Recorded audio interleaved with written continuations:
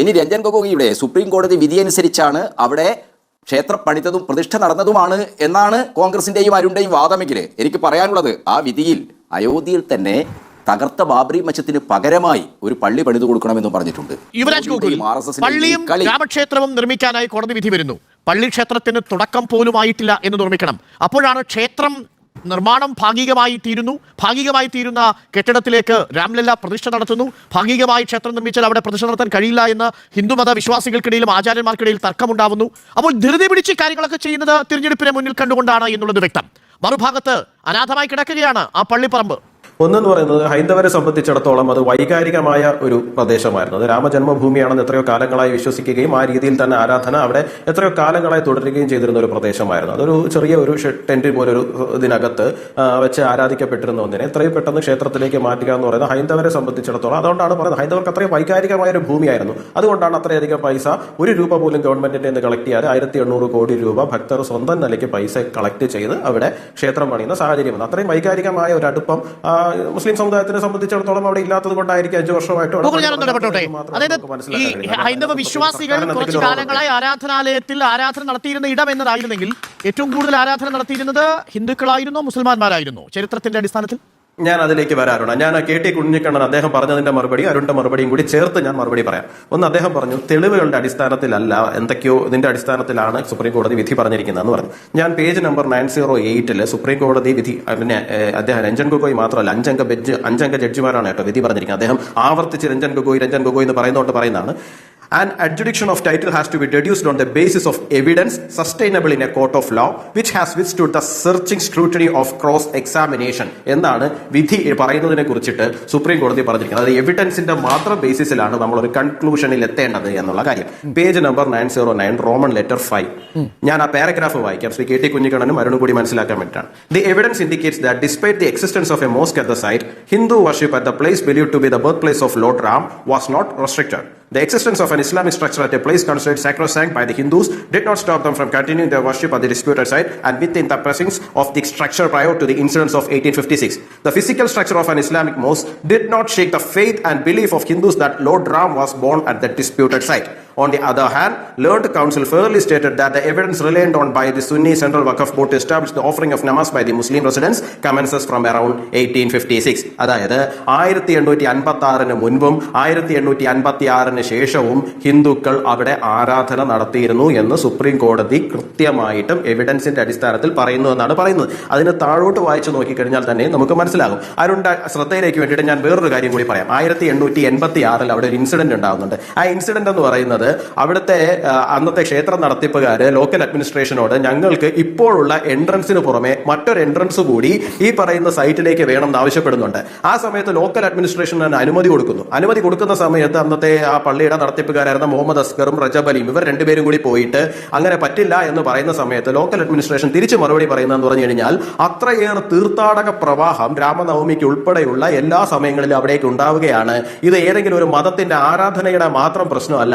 ഇത്രയധികം മനുഷ്യർ വരുന്നയിടത്ത് അവരുടെ ജീവൻ രക്ഷ അതുപോലുള്ള പ്രശ്നങ്ങളുടെ കൂടി ഒരു ആക്സിഡന്റ് ഉണ്ടാകാനും ആൾക്കാർക്ക് ജീവൻ നഷ്ടപ്പെടാനും സാധ്യതയുണ്ട്. അതിന്റെ കൂടി പ്രശ്നമാണെന്നാണ്. അപ്പോൾ ഏതെങ്കിലും കുറച്ച് നാളുകളായിട്ട് ആരാധിച്ചു എന്നുള്ളതിന് തെളിവല്ല സുപ്രീം കോടതി. സുപ്രീം കോടതി തന്നെ പറയുന്നുണ്ട് ഇതൊക്കെ കാണിക്കുന്നത് എത്രയോ കാലങ്ങളായിട്ട് അവിടെ ഹൈന്ദവർ ആരാധന നടത്തിയിരുന്നു എന്നുള്ളത് മാത്രമാണ്. പിന്നെ ഇവിടെ ആവർത്തിച്ച് പറയുന്നുണ്ട് മുസ്ലിങ്ങളുടേതായിട്ടുള്ള ആരാധനാലയം. അങ്ങനെ ഒരിക്കലും സുപ്രീം കോടതി പറയുന്നില്ല. കാരണം സുപ്രീം കോടതി കൃത്യമായിട്ട് പറയുന്നുണ്ട് ഇന്നർ കോർട്ട്യാർഡ് മുസ്ലിംസിന്റെ എക്സ്ക്ലൂസീവ് പൊസിഷനിലായിരുന്നില്ല എന്നുള്ള കാര്യം ആവർത്തിച്ച് സുപ്രീം കോടതി ജഡ്ജ്മെന്റിലുണ്ട്. ഇന്നർ കോർട്ട്യാർഡെന്നും ഔട്ടർ കോർട്ട്യാർഡെന്നും രണ്ടായിട്ട് തിരിക്കുകയും ഔട്ടർ കോർട്ട്യാർഡ് ഹിന്ദുസിന്റെ എക്സ്ക്ലൂസീവ് പൊസിഷനിൽ കൊടുക്കുകയും ഇന്നർ കോർട്ട്യാർഡ് 2 പേർക്കും കൂടി ആയിട്ട് എന്നുള്ള തലത്തിലാണ് അത് മാറ്റിയിരിക്കുന്നത്. ഈ രണ്ടായിട്ട് മാറുന്നത് ബ്രിട്ടീഷുകാർ ഒരു 1949 മുമ്പ് എവിടെ എന്ത് വെച്ചായിരിക്കും ആരാധന നടത്തിയിട്ടുണ്ടാവുക ഹൈന്ദവ വിശ്വാസികൾ? അവിടെ 1856 മുൻപ് നമ്മൾ അവിടെ നിന്ന് തുടങ്ങണമായിരുന്നു ചരിത്രം. ഞാൻ ഫാക്ട് ആണ് പറയുന്നത്. നിങ്ങൾക്ക് അജണ്ടകൾ ഉണ്ടാകുമായിരിക്കും. പക്ഷെ നിങ്ങൾ ആ വിധി ഒന്ന് പ്രോപ്പറായിട്ട് പഠിച്ചു കഴിഞ്ഞാൽ നിങ്ങൾക്ക് തന്നെ അതിനകത്ത് ഉത്തരം കിട്ടും. ഹിന്ദുക്കളെ സംബന്ധിച്ചിടത്തോളം അവർ ഗർഭഗൃഹം എന്ന് ഇപ്പൊ നമ്മൾ ഗർഭഗൃഹത്തിലാണല്ലോ പ്രതിഷ്ഠ നടത്തിയത്. ഗർഭഗൃഹം എന്ന് വിശ്വസിച്ചിരുന്നത് ആ 3 ഡോം സ്ട്രക്ചറിന്റെ താഴെയായിരുന്നു. അന്ന് ഹിന്ദുക്കൾ അവിടെ ആരാധന നടത്തിയിരുന്നു എന്നാണ് പറയുന്നത്. 1856 ഒരു കലാപം ഉണ്ടാവുകയും കലാപത്തിനെ തുടർന്ന് ബ്രിട്ടീഷുകാർ ഒരു സെറ്റിൽമെന്റ് ഉണ്ടാക്കുകയും ഒരു ഗ്രിൽ റെയിൽ വെക്കുകയും ചെയ്യുകയും ഹിന്ദുക്കളോട് നിങ്ങളുടെ രാം ചബൂത്ര പോലെയുള്ള കാര്യങ്ങൾ പുറത്തു വെക്കാൻ പറയുകയും ഇവിടെ ആ റെയിലിംഗിന്റെ അവിടെ നിന്ന് അകത്തേക്ക് നോക്കി പ്രാർത്ഥന നടത്തിയിട്ട് പോകാൻ പറയുകയുമാണ് ചെയ്തിരിക്കുന്നത്. മുസ്ലിങ്ങളോട് അകത്ത് നിസ്കരിക്കുവാനും. അപ്പൊ അതൊരു ഡിസ്പ്യൂട്ടഡ് പ്ലേസ് ആയിട്ട് മാറ്റി. അതുകൊണ്ട് തന്നെ ആണ് സുപ്രീം കോടതി പറഞ്ഞിരിക്കുന്നത് അത് മുസ്ലിങ്ങൾ അകത്ത് കയറി നിസ്കാരം നടത്തുന്നുണ്ടെങ്കിലും അത് അവരുടെ എക്സ്ക്ലൂസീവ് പൊസിഷൻ ആയിരുന്നില്ല. കാരണം ഹിന്ദുസ് അവിടെ നിന്ന് പുറത്തു നിന്ന് അകത്തേക്ക് നോക്കി നമ്മുടെ മുന്നിൽ എന്താണ് അതുപോലെ തന്നെ നേരത്തെ പറഞ്ഞ രാമക്ഷേത്രം തകർത്താണ് പള്ളി നിർമ്മിച്ചത് എന്നതിന് ഒരു ശാസ്ത്രീയ തെളിവും സുപ്രീം കോടതി സമർത്ഥിക്കുന്നില്ല. ശരിയല്ലേ ഗൂഗിൾ? പക്ഷേ രാമക്ഷേത്രത്തിന്റെ സമർത്ഥിക്കുന്നുണ്ടല്ലോ. നിലവിൽ അമ്പലം പൊളിച്ചാണ് പള്ളി നിർമ്മിച്ചിരിക്കുന്നത് എന്നതിന് ശാസ്ത്രീയമായ തെളിവ് സുപ്രീം കോടതിയുടെ മുന്നിലില്ല. ശരിയല്ലേ? 85 പില്ലേഴ്സ് ഉണ്ടായിരുന്ന ഒരു സ്ട്രക്ചറാണ് താഴെ ഉള്ളത്. ആ പള്ളിയുടെ താഴെ ഉത്തരം നൽകുന്നില്ല. അതൊന്നും സാധൂകരിക്കാത്ത തെളിവുകളാണ്. ഏറ്റവും പ്രധാനപ്പെട്ട സുപ്രീം കോടതി അത് ശരി. അരുണിനോട് ഞാൻ തിരിച്ചൊന്ന് ചോദിക്കട്ടെ. അരുണിനോട് ഉത്തരം നൽകിയതിനു ശേഷം എന്നോട് ചോദിക്കൂ. സുപ്രീം കോടതി വിധിയിൽ പറയുന്നത് അമ്പലം പൊളിച്ചാണ് പള്ളി നിർമ്മിച്ചത് എന്നതിന് തെളിവുകളില്ല. വിശ്വാസത്തിന്റെ അടിസ്ഥാനത്തിൽ അതല്ലേ പറഞ്ഞിരിക്കുന്നത്. ഒരു മുസ്ലിം ആരാധനാലയം അവിടെ ഉണ്ടായിരുന്നു എന്നത് ഹിന്ദു വിശ്വാസത്തെ ഇതല്ലേ സുപ്രീം കോടതി ചുരുക്കം. അങ്ങനെയല്ല അരുണെ പറഞ്ഞു വെക്കുന്നത്. അത് നിങ്ങൾ അങ്ങനെയല്ല. അമ്പലം തകർത്ത് തന്നെയാകണം പള്ളി പണിഞ്ഞതില്ല എന്നാണ് പറഞ്ഞു വെക്കുന്നത്.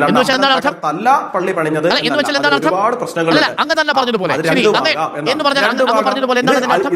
ഇത് കേൾക്കുന്നവർ വിശ്വസിക്കട്ടെ അരുണെ. ഇത് കേട്ടുകൊണ്ടിരിക്കുന്ന പൊതുജനത്തിനൊരു യുക്തി ഉണ്ടല്ലോ. അതായത് 85 പില്ലേഴ്സ് ഉണ്ടായിരുന്ന ഒരു സ്ട്രക്ചർ തെക്കൻകാട്ടിൽ ആടി വീഴത്തില്ല. അവിടെ ഭൂകമ്പം ഉണ്ടായത് അവിടെ ഒരു അങ്ങനെ ഒരു ഭൂകമ്പം ഉണ്ടാകണം. അപ്പോൾ അടിസ്ഥാനമായി സുപ്രീം കോടതിക്ക് തന്നെ നിശ്ചയമില്ലാത്തൊരു വിഷയത്തിന്റെ മേൽ നിർമ്മിച്ചിരിക്കുന്ന ക്ഷേത്രത്തിൽ ഭാഗികമായ നിർമ്മാണം പൂർത്തിയാകുമ്പോൾ നടക്കുന്ന പ്രതിഷ്ഠ, ആ പ്രതിഷ്ഠയാണ് പൊളിറ്റിക്കൽ പ്രൊജക്ട് എന്ന രീതിയിൽ രാഹുൽ ഗാന്ധി വിശേഷിപ്പിച്ചിരിക്കുന്നത്. അതായിരുന്നു എന്റെ ചോദ്യവും അത് തന്നെയായിരുന്നു. നിങ്ങളുടെ ചോദ്യം തെറ്റാണ്. നിങ്ങളുടെ ചോദ്യം ചോദ്യം തെറ്റാണ്. എവിടുന്നാണ് എന്റെ ചോദ്യത്തിന് ഉത്തരം നൽകിയില്ല. ഒന്ന് 1943 മുമ്പ് ഏത് വിഗ്രഹമാണ് ഏത് വിഗ്രഹത്തിലാണ് പ്രാർത്ഥന നടത്തിയിരുന്നത്? തെളിവില്ല. പള്ളി അമ്പലം പൊളിച്ചാണ് പള്ളി നിർമ്മിച്ചത് എന്നതിന് സുപ്രീം കോടതിക്ക് തെളിവില്ല. ശ്രീരാമൻ ജനിച്ചത് എന്ന് വിശ്വസിക്കുന്ന തൊട്ടിലുണ്ടായിരുന്നു 1766 1771 ഇടയിൽ അവിടെ സന്ദർശനം നടത്തിയിരിക്കുന്ന ഫാദർ ടെഫ്ലാദർ എന്ന് പറയുന്ന തെളിവുകളായിട്ട് ഉൾപ്പെടുത്താൻ സാധിച്ചിട്ടില്ല സുപ്രീം കോടതി. കൊറോബറേറ്റീവ് ആയിട്ട് എടുക്കാമെന്ന് പറഞ്ഞിട്ടുണ്ട്. കൊറോബറേറ്റീവ് എവിഡൻസ് ആയിട്ട് എടുക്കാമെന്ന്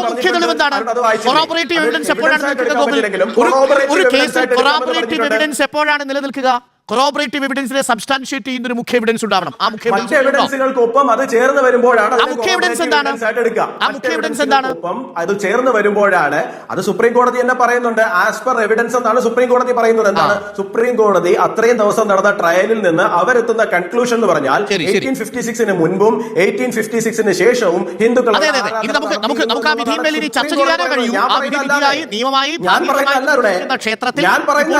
നടത്തി കഴിഞ്ഞിരിക്കുന്നു. സമയപരിമിതി ഉള്ളത് ാണ് സമയം ഇവിടെ അവസാനിക്കുന്നു.